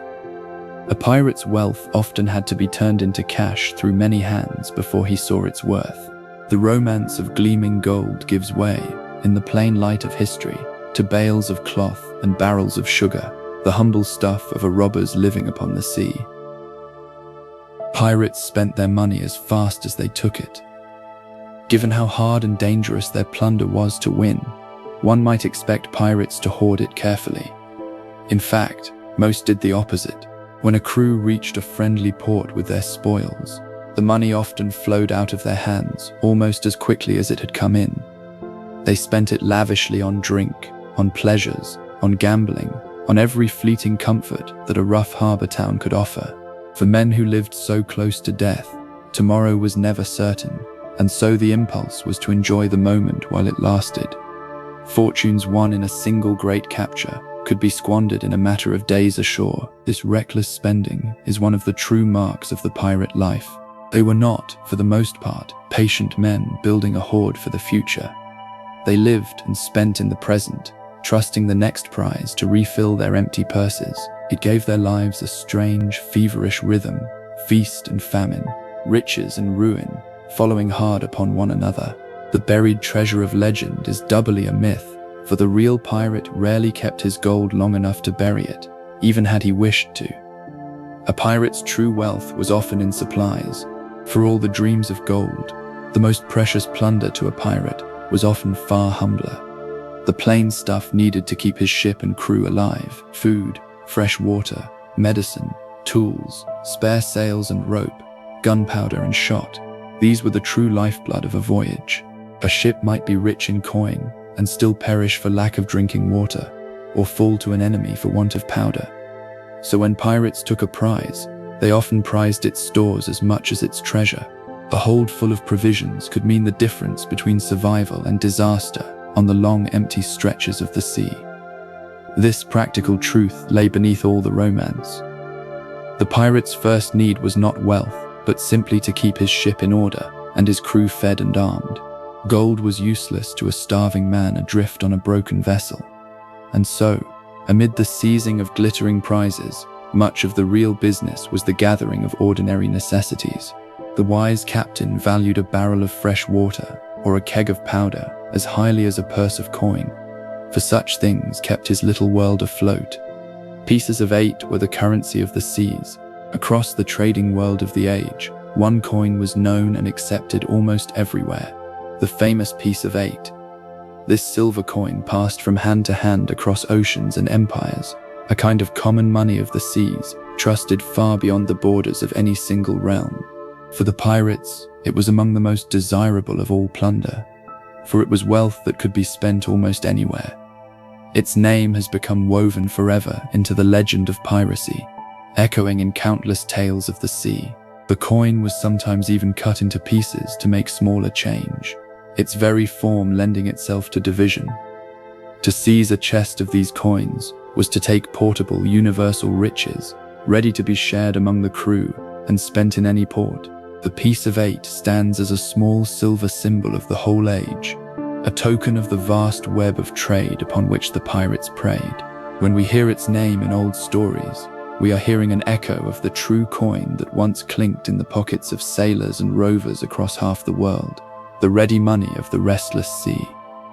Some plunder was medicine, not gold. Among the strangest and most telling of pirate prizes was medicine. On at least one famous occasion, a pirate captain is said to have blockaded a town and demanded, as his ransom, not treasure, but a chest of medical supplies. To men living in filthy, crowded ships, far from any physician, racked by disease and wounds, such supplies were worth more than gold. Sickness was a constant companion at sea, and injuries from battle or accident could easily turn deadly without proper care. A chest of medicines might save more lives than any hoard of coin. This curious episode reveals the harsh reality beneath the glittering legend. The pirate's greatest enemies were often not the navies that hunted him, but the diseases that festered in his own crowded ship. To value medicine above money was not foolishness, but hard wisdom. It shows how precarious their health truly was, and how the ordinary needs of survival could outweigh even the lust for treasure. In the balance of the pirate's world, a physician's chest could be a prize beyond price, guarding the one wealth that mattered most, the lives of the men themselves. Ships themselves were prizes. Among all the plunder a pirate might take, one of the most valuable was sometimes the captured ship itself. A vessel was an enormous asset, hard to build and costly to buy, and a good one could transform a crew's fortunes. If a prize sailed better than the pirate's own ship, they might simply take her for themselves, moving their flag and their men aboard the finer vessel and abandoning the old. In this way, the ship was not merely a container of loot, but loot of the highest order. A single fortunate capture could give a modest band a swift and powerful raider, greatly increasing their strength. This is why so many famous pirate ships had begun life as honest merchant or naval vessels, seized and then reshaped for the black flag. The pirates' fleet grew not through building, but through taking. Each fine capture might become the new home and weapon of the crew. To lose one's ship was disaster, but to gain a better one was a triumph. In the restless economy of piracy, the vessel itself was often the greatest treasure of all, the very means by which more treasure might be won. Ransom could be more valuable than robbery. Not all pirate profit came from seizing goods. Sometimes the richest reward lay in people. A captured ship might carry passengers of wealth or importance, and such captives could be held for ransom, exchanged for sums of money paid by their families or their governments. In this way, a single valuable prisoner might be worth more than a whole hold of cargo. Some pirates made a regular practice of it, weighing the worth of their captives and bargaining for their release. Even whole towns were sometimes held to ransom, threatened with destruction unless they paid. This darker trade added another dimension to the pirates' business, one that dealt not in goods, but in lives and fear. It required a certain restraint, for a captive was worth more alive and unharmed than dead. So even amid their menace, pirates might treat a valuable prisoner with care, protecting the source of their profit. The practice reveals the coldly practical mind beneath the fearsome image. To the pirate, a wealthy captive was simply another kind of treasure, to be guarded and traded, and sometimes worth far more than any chest of coin taken from a merchant's hold. A single great haul could dissolve a crew. One might think that a magnificent prize, a capture rich beyond all hope, would be the crowning triumph of a pirate crew. Sometimes it was the opposite, the very thing that broke them apart, when a company took a haul so vast that every man's share made him rich. The shared need that had bound them together suddenly loosened. Men who had sailed and fought as one now had their fortunes, and many wished only to slip away, to leave the dangerous life behind and enjoy their wealth ashore. A great success could thus scatter a crew as surely as any defeat. Each man drifting off with his portion, the fellowship dissolved by its own good fortune. There is a strange irony in it. The goal they all pursued, the great score, could destroy the very brotherhood that had won it. It reveals how much the pirate band was held together by common want. Take away the want, fill every purse, and the reason to stay together fell away. Some crews vanished not in flames or on the gallows, but quietly, dispersed by their own triumph, each man carrying his riches off into a separate and unknown fate. Pirate food was a constant struggle. For all the romance of the free life at sea, the everyday matter of eating was a grim and difficult one. Fresh food did not last on long voyages. Meat had to be heavily salted to keep, and it grew hard and unpleasant over time. Bread took the form of a dense, hard biscuit that could survive for months, though it often became home to weevils and other vermin. Fresh fruit and vegetables were rare luxuries, quickly gone, and their lack brought terrible sickness. As the weeks wore on, the food aboard grew worse and worse, monotonous and often half-spoiled. Cooking was difficult and dangerous on a wooden ship, done over a carefully guarded fire. A pirate's diet was, for the most part, a dull and unappetizing struggle against decay. This unglamorous truth sat at the very center of daily life.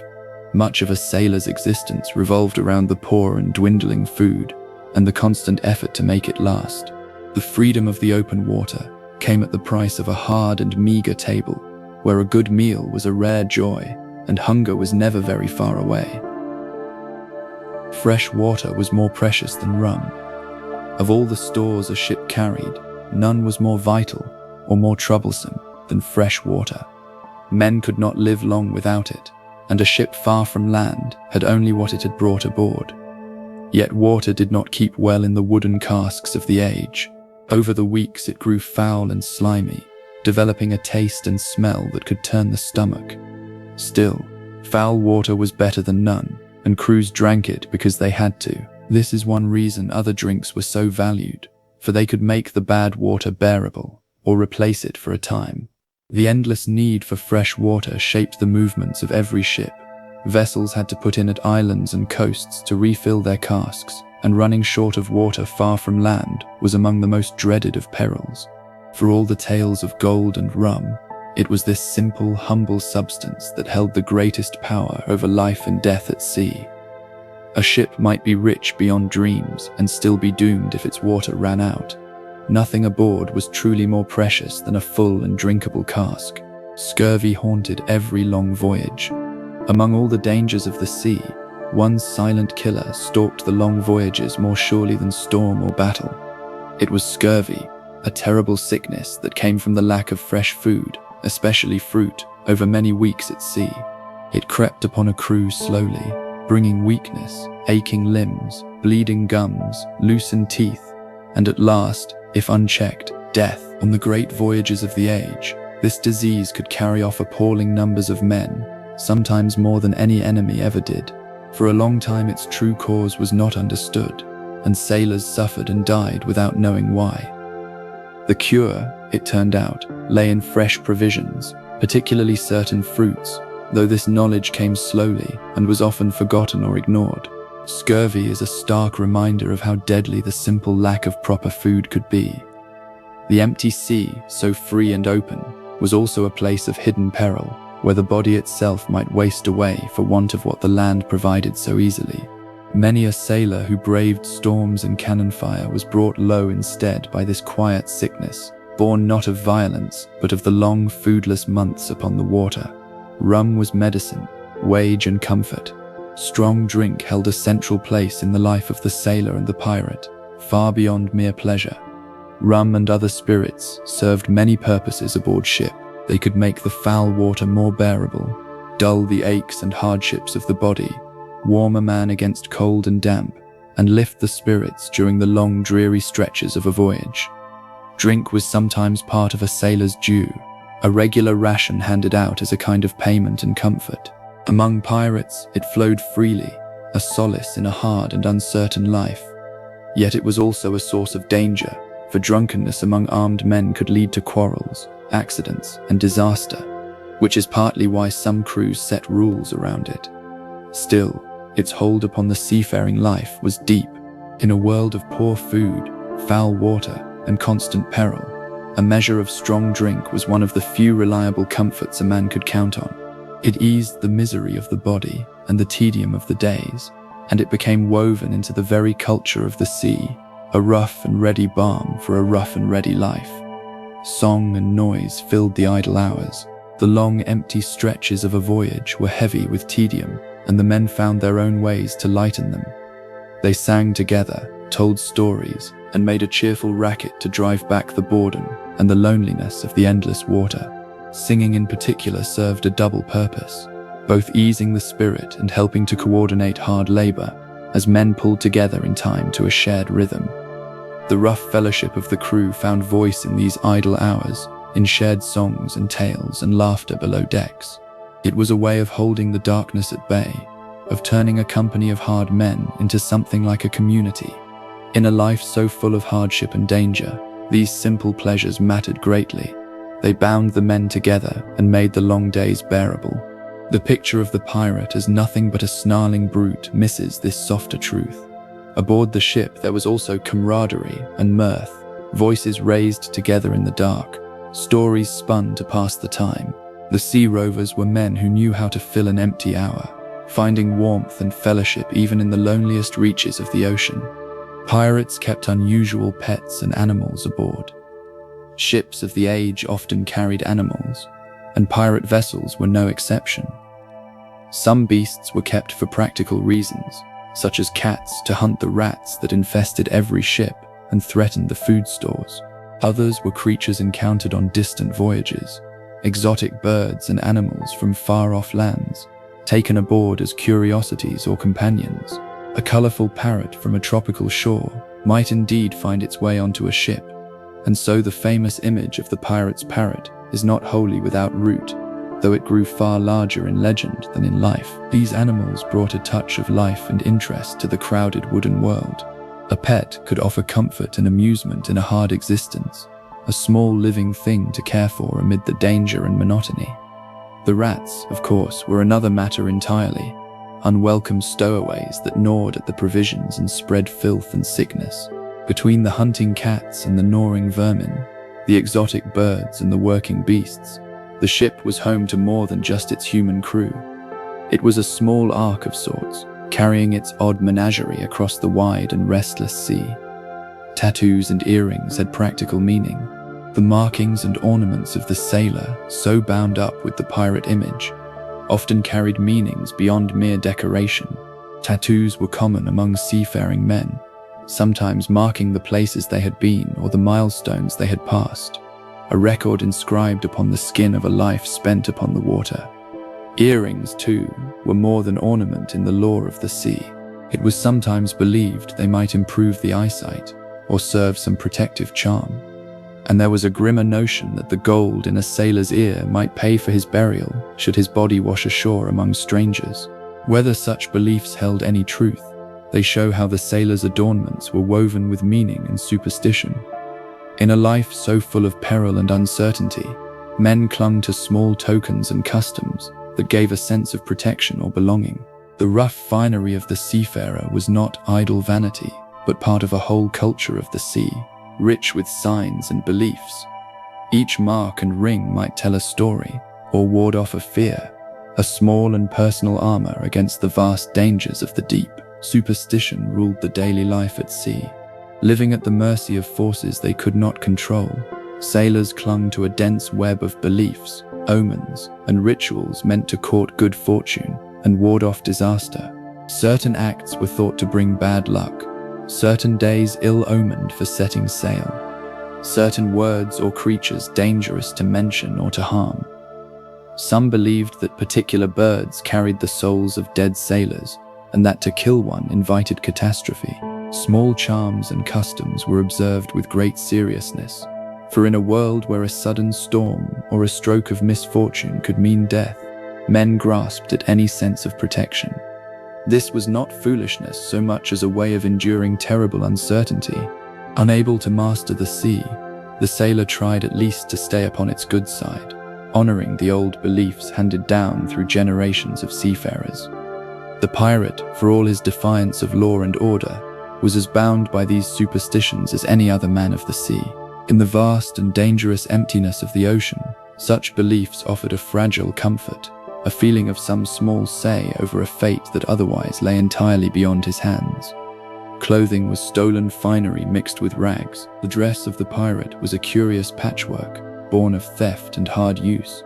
Much of what an ordinary sailor wore was plain and practical, roughened by labor and weather. But pirates had access to plunder, and among their prizes were sometimes fine garments taken from wealthy passengers or rich cargo. So a pirate might be seen in a strange mixture, a costly coat, or a gentleman's fine shirt worn over the rough and ragged clothes of the working seaman. There was a certain boldness in it, common men decking themselves in the stolen finery of their betters. It could serve as a display of success, a walking advertisement of the wealth one had seized. Yet beneath the borrowed splendor lay the practical rags of a hard life at sea. The pirate's wardrobe, like so much of his world, was a blend of the plundered and the plain, the fine and the tattered. It reflected the whole strange nature of his existence, moments of stolen luxury amid a life of grinding hardship. A ragged sailor in a nobleman's coat was the pirate in miniature, the low raised up by theft, wrapped in the trappings of a world he had robbed. Sleep came in snatches, never in peace. Rest aboard a working ship was a broken and difficult thing. The vessel had to be sailed and watched at every hour, day and night, and so the crew was divided into watches, taking turns to work and to rest in shifts around the clock. A man might sleep for only a few hours before being roused to his duty again, his rest interrupted by the endless demands of the ship. Sleep came in cramped quarters, in swaying hammocks or on hard decks, amid noise and motion and the ever-present damp. In storms or emergencies, all hands might be called, and rest vanished entirely for long and exhausting stretches. Deep and peaceful sleep was a rare luxury upon the sea. The sailor learned to snatch his rest when he could, to sleep quickly and lightly, ready to wake at a shout. This too was part of the hard rhythm of the seafaring life. The constant weariness, the broken nights, the rest that never quite refreshed. For all the freedom of the open water, the body paid a heavy toll. The endless watches wore men down, and true, unbroken sleep belonged, for the most part, only to the safety of the distant shore. Injuries were treated by the ship's carpenter. On many ships there was no trained physician aboard, and so the grim task of tending serious injuries often fell to unlikely hands. The ship's carpenter, whose tools were suited to cutting and sawing, was sometimes the one called upon to deal with the most terrible wounds, including the removal of a shattered limb. Such surgery, performed without proper knowledge or any true means of dulling the pain, was a brutal and desperate business. The chances of surviving it were far from certain, and many who lived through the ordeal died afterward of infection. This harsh reality lay behind the pirates' practical care for the injured, and behind the compensation set aside for lost limbs. A wound at sea was a fearful thing, treated as best it could be by rough and untrained hands, far from any proper help. The image of the pirate with a wooden leg or a missing hand was rooted in this grim truth. Many a sea rover bore the marks of such crude surgery, having survived what would kill most men. The maimed pirate of legend was, in reality, a testament to endurance, a man who had passed through an agony that the modern mind can scarcely imagine. Boredom was broken by mock trials and games. To pass the long, empty hours, pirate crews devised their own amusements, and some were curious indeed. Among the strangest was a kind of play acting, in which the men would stage mock trials, taking on the roles of judge, accused, and accusers, and gravely acting out the drama of a court of law. It was part game, part jest, a way of mocking the very justice that hunted them, and of filling the idle time with sport. Other games and contests filled the empty days as well, along with singing, storytelling, gambling where it was allowed, and every kind of diversion the men could invent. These pastimes reveal the human side of the pirate world, men seeking laughter and play amid a life of danger and tedium. The mock trials in particular carry a dark humor, the outlaws sitting in mock judgment, playing at the solemn ritual that might one day condemn them in earnest.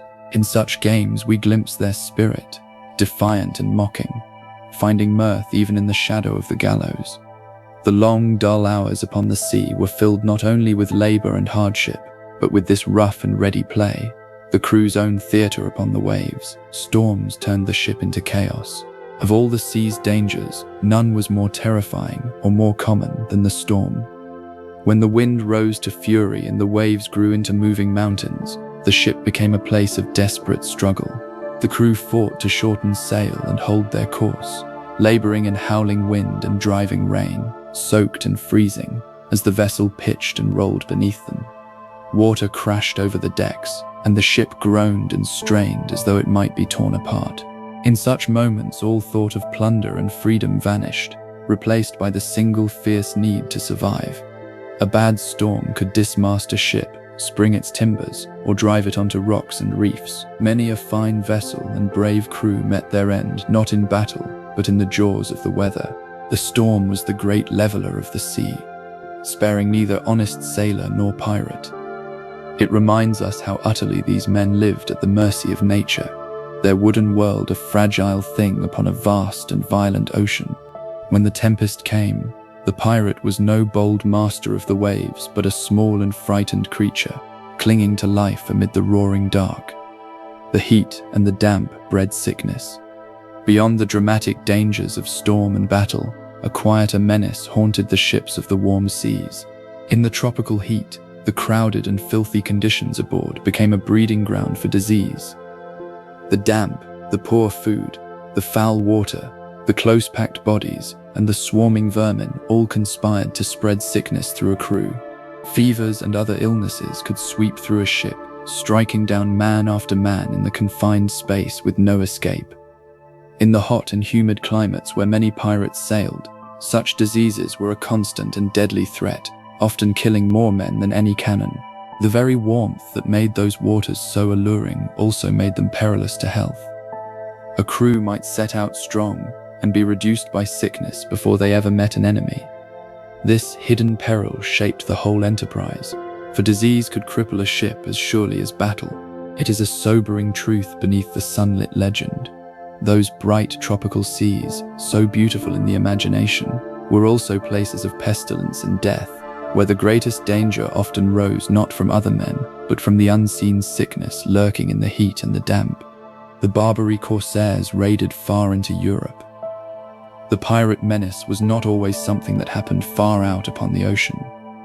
In the waters around Europe, the sea rovers known as the Barbary corsairs struck terror into coastal peoples for centuries. They did not merely rob ships, they raided the very shores, descending upon coastal villages and towns to carry off their inhabitants. Great numbers of people were taken in this way over the years, seized from their homes along the coasts, and carried far across the sea into captivity. The fear of these raids was so great that some coastal communities built watchtowers and lived in dread of the sails on the horizon.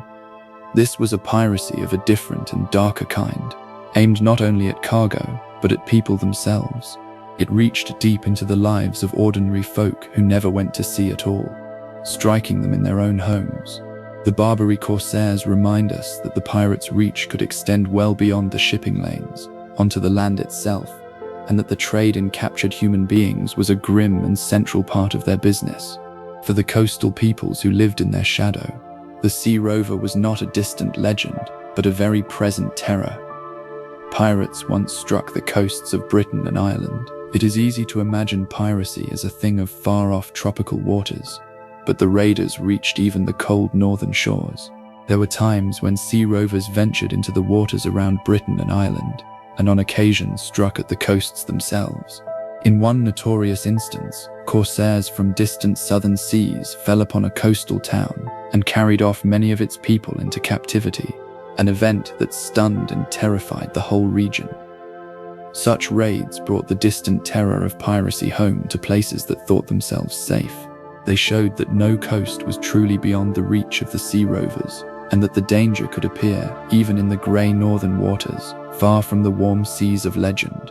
For the people of those coasts, the sea was not only a source of trade and food, but also a road by which sudden peril might arrive. The memory of such raids lingered long in local story. They stand as a reminder that piracy was a truly global menace, touching even the farthest and coldest shores, and that the fear of the sails upon the horizon was shared by peoples across the whole wide world. Ancient Rome was tormented by pirates. Long before the Golden Age, the mighty power of ancient Rome found itself troubled by pirates to an astonishing degree.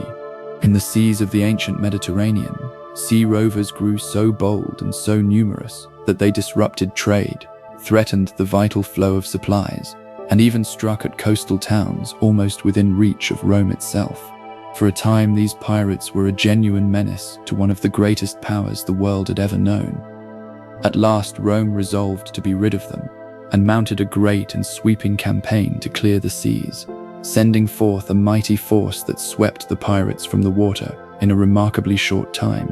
This ancient struggle shows how old and how serious the pirate menace truly was. Even the vast might of Rome had to bestir itself to meet the threat. It reminds us that piracy is no invention of the age of sail, but a danger that has troubled the great sea powers since the earliest times. The rovers of the ancient world plied the same trade as their later cousins, and they too grew bold enough to challenge an empire until that empire rose in its wrath to sweep them away. Julius Caesar was captured by pirates as a young man. Among the most famous of all encounters between the mighty and the sea rovers is a tale from the ancient world. As a young man, long before his greatest fame, Julius Caesar was captured by pirates and held for ransom. The story tells that he treated his captivity with remarkable boldness, behaving less like a prisoner than a guest, and even jesting with his captors.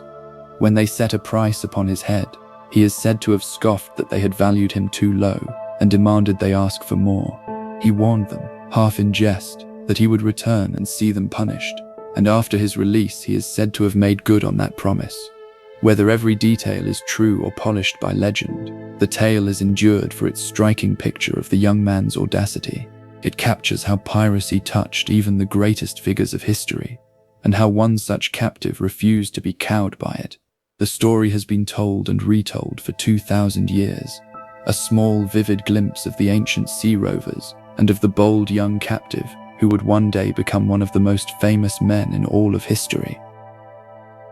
The pirates of the Indian Ocean grew immensely rich. While the Caribbean holds the greatest place in the popular legend, some of the richest plunder of the Golden Age was won far away, in the warm expanse of the Indian Ocean.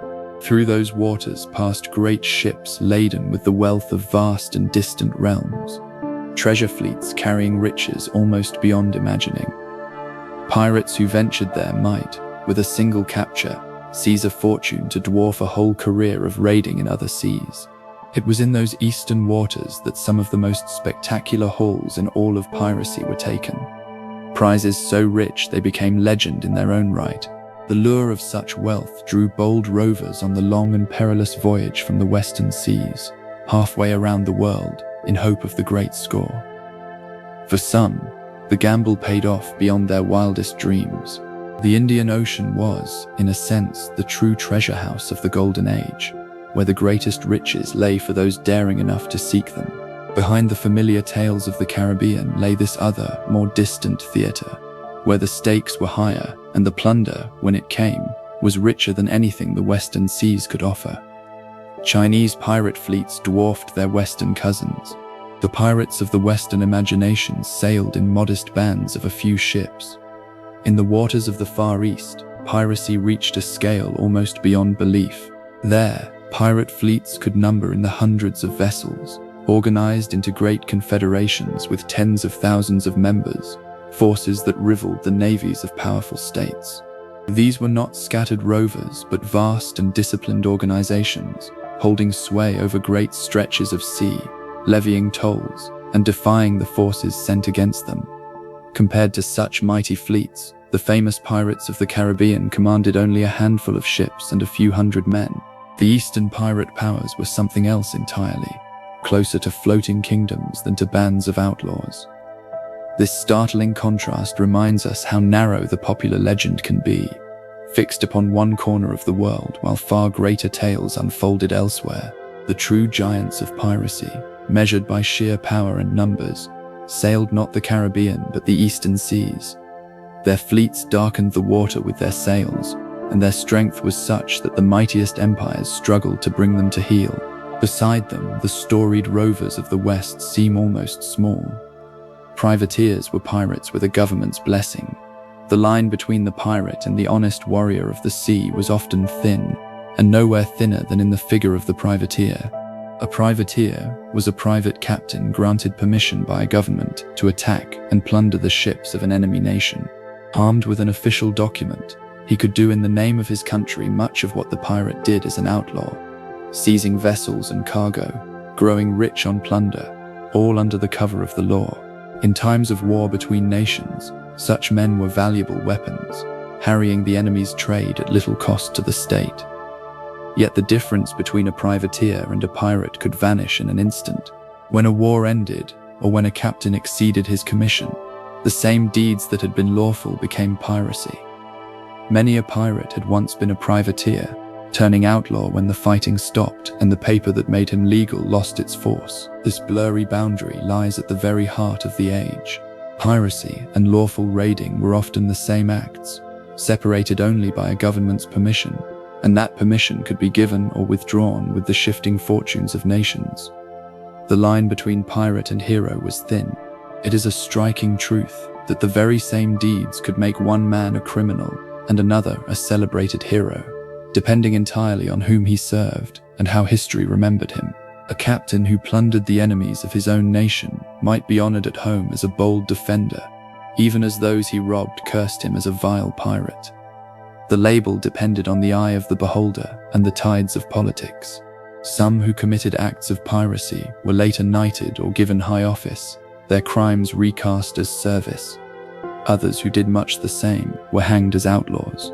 The difference often lay not in the deeds themselves, but in whose side one was on, and whether fortune and power smiled upon a man in the end. This slipperiness runs all through the history of piracy. The hero and the villain of the sea were frequently cut from the same cloth, and the same voyage might be praised in one land and condemned in another. It is a reminder that the pirate was not always a figure apart, but sometimes a mirror, reflecting the ambitions and hypocrisies of the very nations that hunted or honored him. Madagascar became a legendary pirate haven. Far out in the Indian Ocean, the great island of Madagascar came to hold a special place in the lore of piracy. For a time it served as a haven and gathering place for sea rovers, a base from which they could prey upon the rich shipping of those eastern waters.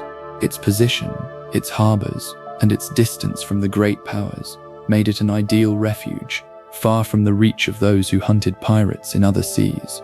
Stories grew up around it, tales of pirate settlements, and even of a fabled free society founded by outlaws upon its shores, where the sea rovers were said to live by their own rules beyond the reach of any king. How much of that was true and how much was legend is hard to say, for such tales were often exaggerated in the telling. Yet Madagascar's role as a real haven for pirates was genuine enough, a distant island world where the rovers could rest, resupply, and hide between their raids. It became a byword for the pirate refuge, a far-off place at the edge of the known world, where, for a brief season, the outlaws of the sea found something like a home. Some pirates dreamed of founding their own free republic. Beyond the mere seizing of plunder, there stirred among some pirates a stranger and more remarkable ambition, the dream of a free society of their own. In certain havens, most famously in the tale of the settlement said to have arisen in the far Indian Ocean, pirates were imagined to have founded a kind of republic, a community living by its own rules of liberty and shared fortune, apart from the kingdoms of the world. Whether such a place ever truly existed as the legend describes is deeply uncertain, and much of the story may be later invention. Yet the dream itself is telling. It reflects a spirit that ran through the pirate world, a yearning for a life free of the rigid ranks and cruel injustices of the age. Aboard their ships, the pirates already practiced a rough equality, electing their leaders and sharing their spoils. The dream of a free republic was that same spirit reaching towards something larger and more lasting. That such a vision could arise among outlaws and robbers is one of the most fascinating aspects of their world. A glimpse of longing for freedom beneath the black flag, and of hopes that reached beyond mere gold. The Golden Age ended in a wave of hangings. For all its brilliance, the Golden Age of piracy did not fade gently. It was brought to a hard and deliberate end. As the great powers grew weary of the plague upon their trade, they turned their full strength against the sea rovers. Navies were sent to hunt them, laws were sharpened, and captured pirates were tried and put to death in growing numbers. The gallows became the fate of the famous and the obscure alike, and one by one the great names of the age were hunted down and hanged or killed in the fighting. Within a remarkably short span, the tide turned decisively against them.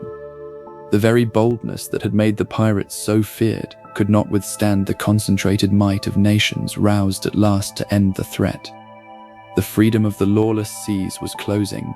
What had flourished in the gaps and weaknesses of the world's order was crushed as that order reasserted itself. The Golden Age ended not with a slow decline, but with a determined campaign of capture and execution. A wave of hangings that swept the famous rovers from the sea and closed, Within a generation, the brief, bright chapter of their glory, execution was made into a public warning. When captured pirates were put to death, their punishment was often turned into a grim public spectacle, meant to warn all others against following the same path. Executions were carried out where crowds could see them, and the bodies of some notorious pirates were afterward displayed in prominent places, hung in chains near the harbors and waterways, where sailors and travelers would be sure to see them. Left there to the weather and the passing of time, these grisly remains served as a stark and lasting warning. The message was plain: this is the end that awaits those who take up the black flag. The authorities understood the power of such displays to instill fear, and they used it deliberately, answering the pirates' own theater of terror with a terror of their own. It was a dark mirror of the pirates' craft. Just as the rovers had used fearsome flags and reputations to break the will of their victims, so the powers of the law used public death and displayed bodies to break the will of would-be pirates. The gallows and the gibbet became the final act in the story, a warning written in the most terrible terms against the harbor sky. A royal pardon tempted many pirates ashore. The great powers did not rely on force alone to end the age of piracy. They also offered mercy as a means to thin the pirates' ranks. Pardons were extended, promising that those who gave up the outlaw life and surrendered would be forgiven their crimes and allowed to return to honest living. For many a pirate, weary of the danger and the hunted life, this was a powerful temptation. To lay down the black flag and walk free, rather than face the ever-growing risk of the gallows, was an offer hard to refuse. Numbers of pirates took the pardon and abandoned the trade, choosing safety over the perilous freedom of the sea.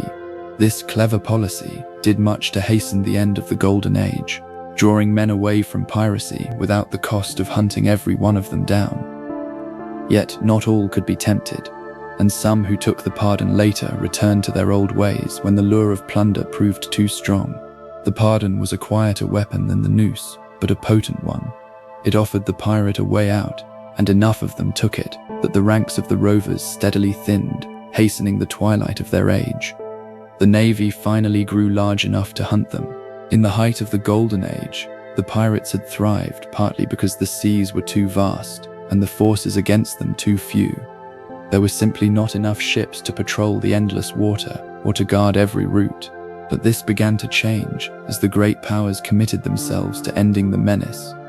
Navies grew larger and more active, and warships were dispatched to hunt the pirates in their own waters, to patrol the trade routes, and to root out their havens. As the hunters multiplied, the pirates found the sea a far less welcoming place. The empty spaces that had sheltered them shrank, and the risk of encountering a warship rose steadily. What had once been a lawless expanse became a hunted ground. This growing naval strength was among the chief causes of the pirates' downfall. The very emptiness that had been their protection was filled at last with those who sought their destruction. Against a determined and well-armed navy, the scattered rovers could not long endure. The rising power of the hunters closed the open sea to the outlaws, and one by one their refuges and their advantages fell away. Until the Golden Age could no longer sustain itself, some pirates died rich and forgiven. Not every pirate met the noose or a watery grave. A fortunate few managed to leave the trade with their lives and their plunder intact, slipping away to live out their days in peace and even comfort. Some took the pardon at the right moment, turned their backs on piracy, and settled into quiet respectability, their stolen fortunes carrying them into an easy retirement. A rare few, like the man who is said to have vanished after one of history's greatest robberies, escaped entirely and were never brought to justice at all. These were the exceptions, the winners in a game that ruined most who played it. For every pirate who died rich and free, many more perished in poverty, in battle, or at the end of a rope. Yet the existence of these few fortunate souls was part of what kept the dream alive. The tantalizing possibility that one might beat the odds, win a fortune, and get away clean. Their stories offered hope to the desperate and the daring. Most who chased that dream were destroyed by it. But a lucky handful truly did sail off into a comfortable old age, their crimes behind them, and their treasure secure. Piracy never truly disappeared. Though the Golden Age was brought to an end, piracy itself did not vanish from the world. The particular flowering of black flags and famous names faded, crushed by the navies and the gallows, but the deeper thing endured. Wherever ships carried wealth across lonely stretches of water, and wherever the law was thin, there would always be those willing to take by force what others had. In later ages, in different seas and different forms, the sea rover reappeared again and again, wearing new faces but plying the same ancient trade. Piracy has proven to be not a single chapter, but a recurring feature of the human story, bound up with the sea itself and with the movement of riches upon it. The romantic image belongs to one brief era, but the reality is far older and far more persistent. As long as there is trade upon the water and empty places where no protector reaches, the pirate finds a way to return. The Golden Age ended, but the story did not. It only paused and shifted and rose again elsewhere. For the conditions that give birth to piracy have never fully passed from the world, and perhaps never will. Most of what we picture came from books and film. The vivid image of the pirate that fills our minds owes far more to storytellers than to history. The wooden leg, the parrot on the shoulder, the buried treasure, and the map marked with an X. The colorful speech and the swaggering manner, so much of it was shaped and embellished by later writers and, in time, by the moving pictures. These works took the scattered facts of real piracy and wove them into a rich and romantic legend, adding and exaggerating until the pirate of the imagination grew quite distinct from the pirate of history.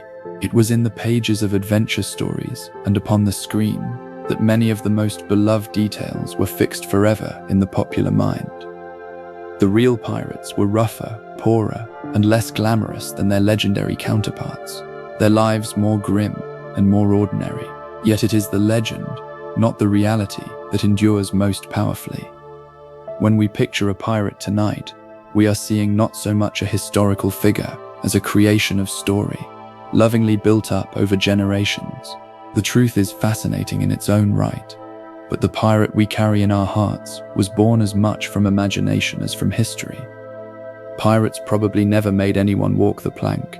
Among the most famous of all pirate customs is the dreaded walking of the plank, the cruel spectacle of a victim forced at sword point to step off a board into the sea. Yet for all its fame, there is very little evidence that pirates actually did any such thing. The image appears to be largely an invention of later storytelling, a dramatic flourish that captured the imagination but has scant footing in the real history. Pirates who wished to be rid of someone had simpler and less theatrical means at their disposal. The elaborate ritual of the plank makes a fine and chilling scene in a story, but the real sea rovers seem not to have troubled themselves with such ceremony. This is a perfect example of how the legend outran the truth. A vivid and terrible image, endlessly repeated in tales, came to be accepted as fact, though it rests on almost nothing. The plank belongs to the world of story, not of history. It is one of many details that feel utterly true to the pirate legend, yet that the real pirates would likely not have recognized at all. The imagination, once kindled, builds its own truths. The eye patch may have had a clever purpose. The pirate's eye patch is one of the most familiar details of the legend, usually taken as the sign of a lost eye. Yet there is an intriguing notion that the patch might sometimes have served a far more cunning purpose. It has been suggested that a sailor might wear a patch over one eye to keep it always adjusted to darkness, so that when he went below decks into the dim interior of the ship, he could lift the patch and see at once with an eye already accustomed to the gloom. Moving quickly between the bright deck and the dark hold, a man with one eye kept in darkness would not be blinded by the sudden change. Whether pirates truly used this trick is uncertain, and it may be more clever theory than proven fact, but it offers a delightful possibility that a detail we take as mere injury might have hidden a practical wisdom. It reminds us that behind the picturesque images of the legend, there sometimes lay real problems of life at sea and real ingenuity in meeting them. The truth of the eye patch is unproven, yet the idea that it aided the eyes in the darkness lends a thoughtful gleam to an old and familiar sight. The The pirate endures because he stood outside the world. Of all the reasons the pirate still fascinates us, perhaps the deepest is this: he represents a life lived beyond the ordinary rules, free from the rigid order that binds most people. In an age of kings and masters, of fixed ranks and harsh injustice, the pirate answered to no lord and followed his own rough law. He chose danger and freedom over safety and submission. And though the choice usually ended badly, there is something in it that speaks to a longing we all know. The pirate is a figure of escape, of defiance, of the wild possibility that one might slip the bonds of the everyday world and live entirely by one's own choosing, out where the horizon is endless. That is why the legend endures far more powerfully than the grim reality ever could. We do not truly wish for the hunger, the disease, the violence, and the early death that were the pirate's real lot. We are drawn instead to what he symbolizes, that restless dream of freedom upon an open sea. And so, centuries later, in the quiet of the night, we still find ourselves sailing out toward him in our imagination. As we come to the end of our journey, let the sea grow calm again around us. Tonight we drifted back through the whole strange age of the pirates, that brief, bright chapter upon the water. We saw how it rose so quickly and faded almost as fast, how ordinary sailors became legends, and how legends grew far larger than any truth. We watched the black flags rise against the sky, and learned how fear itself was the pirate's sharpest weapon. We met the smoking terror of Blackbeard and the vast fleets of the eastern seas, the women who fought as fiercely as any man, and the gentleman who threw away his comfort for the worst of all careers. We learned that the buried treasure was almost always a dream, that the plank was a story, that the real pirate lived a hard and crowded life of salt biscuit and foul water and broken sleep, sustained by a rough fellowship and a strange code of his own making. And we saw how it all ended, in pardons and hangings and the slow closing of the open sea. Yet the pirate endures, not for what he truly was, but for what he came to mean, that old restless dream of freedom out beyond the edge of the ordinary world. Let that dream carry you gently now, out past the harbor lights, into the wide and peaceful dark. If you enjoyed this slow journey, you can support the channel by liking, subscribing, or leaving a comment. It helps these bedtime journeys find the people who need them. And if you are still awake, there will be another video waiting for you on the screen. But there is no need to reach for it now. Let your jaw unclench, let your shoulders drop, let your hands grow heavy and still.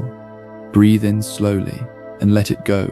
Imagine the ship at anchor in a quiet cove, the water black and smooth, the lantern dimming low, the long night settling soft over the sea. Let the gentle rocking carry you down, deeper and deeper, into calm and untroubled waters. Sleep well, and good night.